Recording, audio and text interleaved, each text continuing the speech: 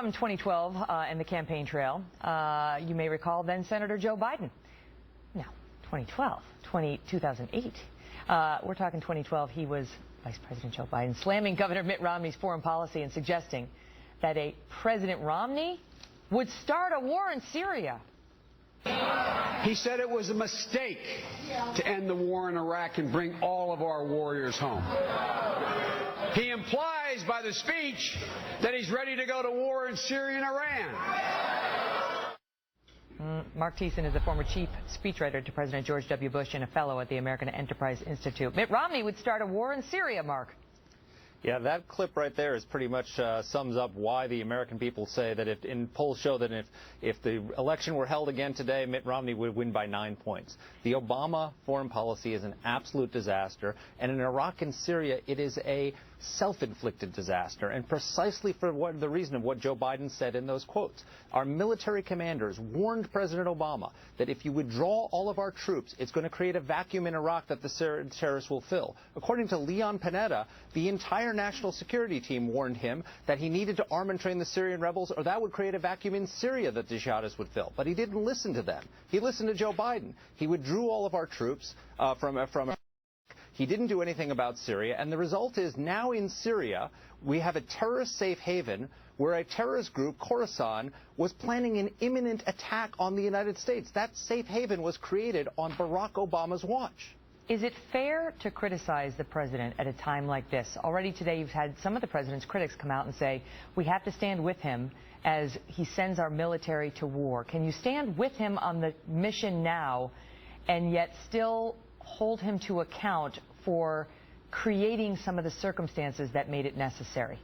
Of course you can, and it's important to hold him to account, even as you support the mission. I support the bombing in Syria and in Iraq, and I think he needs to do more than just throw some bombs at them. It's going to take a lot more work. But you have to, in order to fix the problem, you have to understand how you got there. You have to understand what caused this problem. And another problem, quite frankly, is that he's planning to do the same thing in Afghanistan. If you like the mess in Iraq and Syria right now, you're going to love it when we withdraw all of our troops from Afghanistan. How can he possibly still do that, Mark? How can he possibly still do that when you see that UN soundbite with him saying, I got the troops out of Iraq? He said there's a longer version of it. We cut it down for size. But he says, I got the troops out of Iraq. And then he talks about how, and I decimated the core of al-Qaeda. And now here we are a year later, and we had to send the troops back into Iraq because he pulled them out too early. We had to bomb Syria because of the vacuum that's been left there. He reiterated in his speech to the nation a week ago, where he announced that he was going to be taking military action, he reiterated that we're going to end our combat mission in Afghanistan. So there's no sense that you get watching all of this that he's learning any lessons, that he's admitting any mistakes, or that he's changing strategy in any way.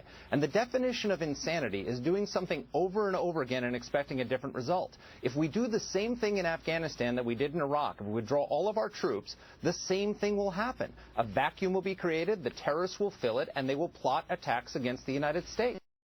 Will he listen?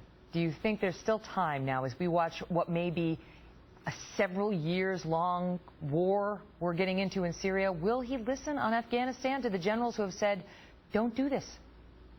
I hope he does, and perhaps the experience of conducting this war will chasten him about that, because he's going to find that it's a lot harder. We've had one night of bombings right now. It's great that we're doing this. It's important, but it's not going to be easy. And if we don't listen, if he does not listen, before 9/11, we had one country where there was a safe haven. After this, we'll have 3. That's a very dangerous situation. Mark Thiessen, thanks for being here. Thank you.